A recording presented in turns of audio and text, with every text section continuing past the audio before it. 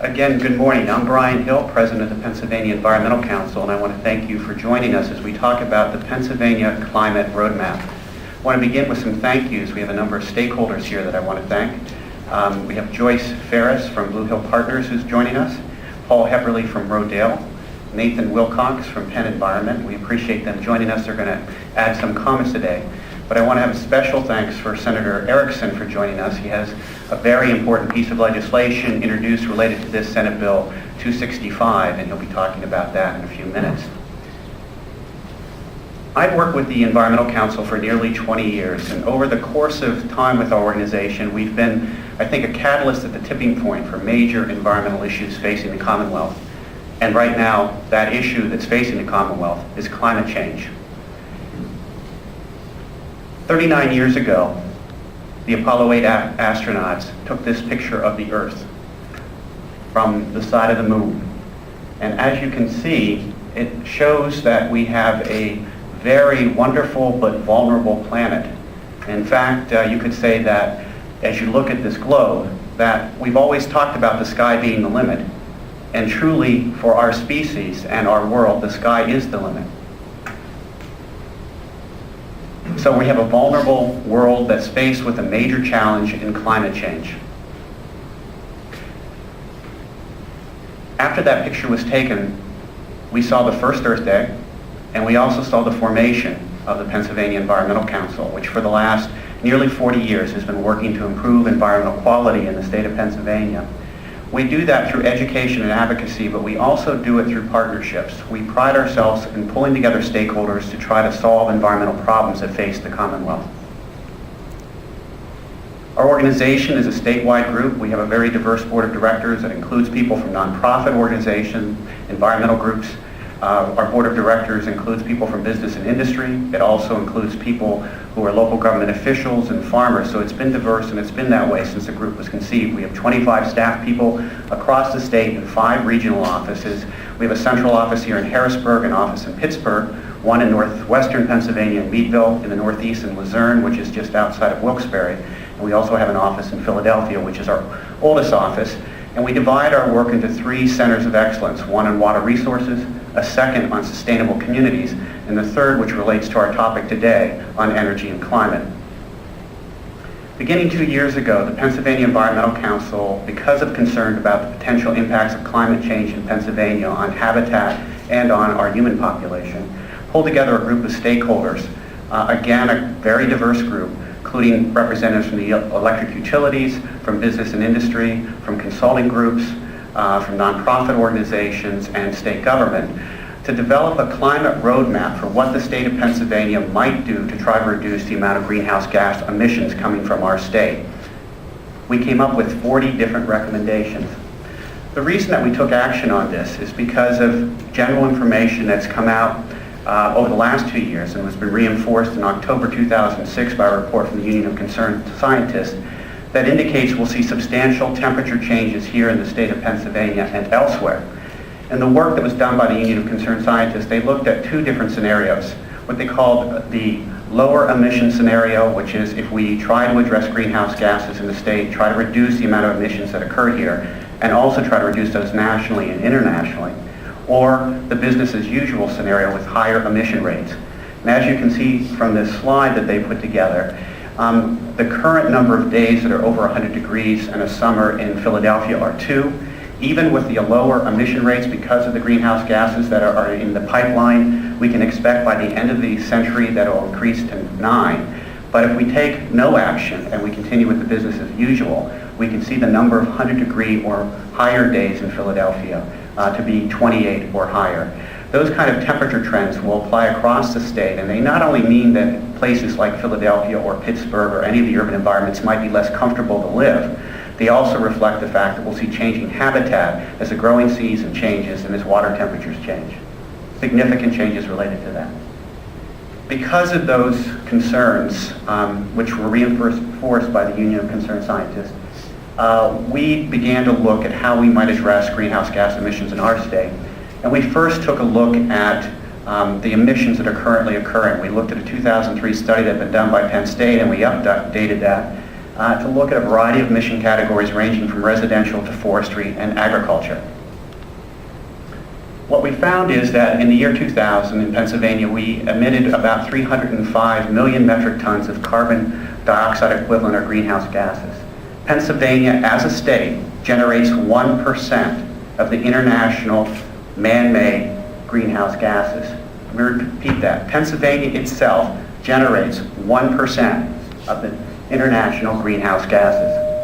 Pennsylvania as a state is number 3 for emissions in the nation, behind Texas and California.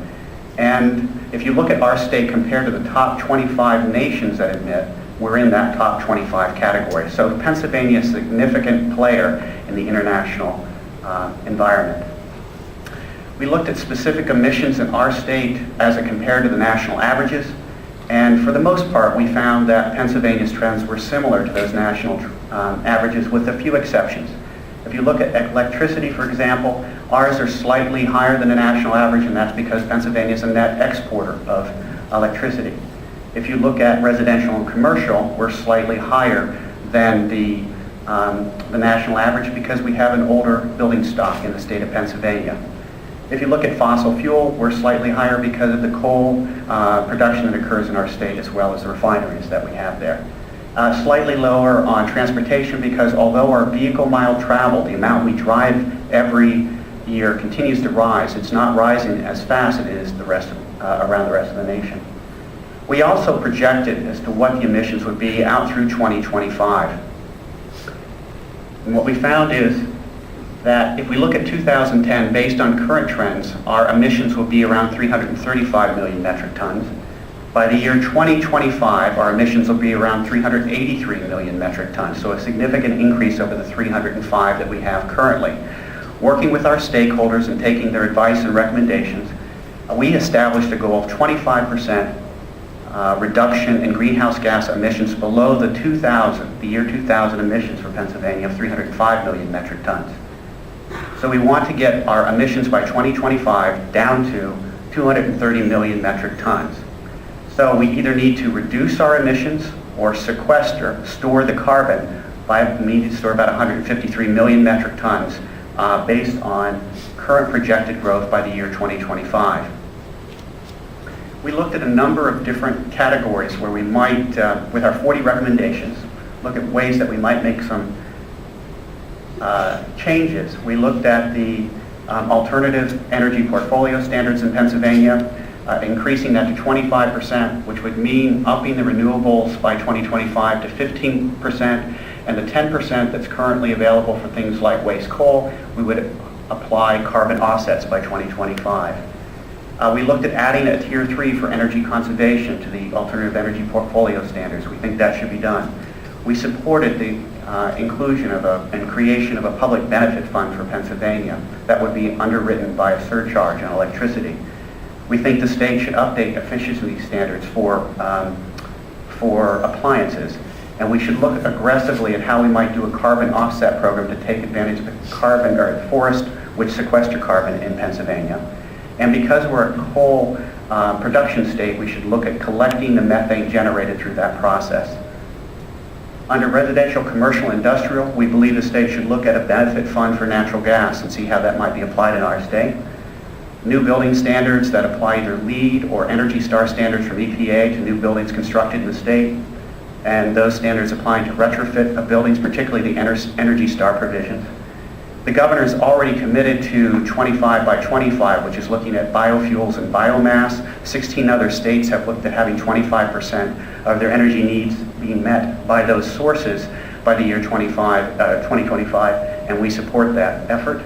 Methane collection from our wastewater treatment plants, we're already doing an excellent job on our landfills, and we'd like to see that from methane collection, and an aggressive education program as well across the Commonwealth.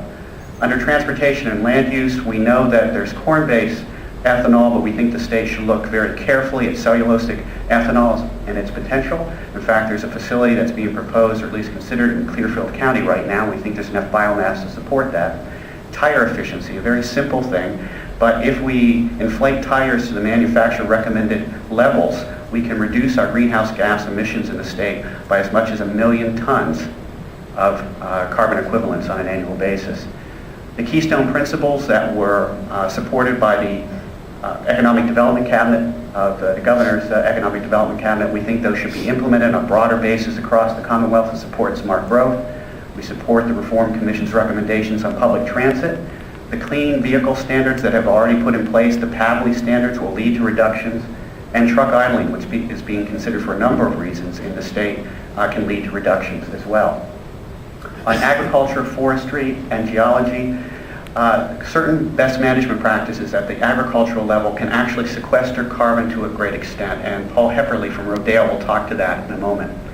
We also believe that there's great potential for afforestation in the state, not only pushing reforestation such as Tree Vitalize across the Commonwealth, but also looking at the afforestation, reforestation of the abandoned mine lands in the state, where we have 200,000 acres that are available for that, and we'll have $1.4 billion coming from the federal government over the next 15 years to support that initiative.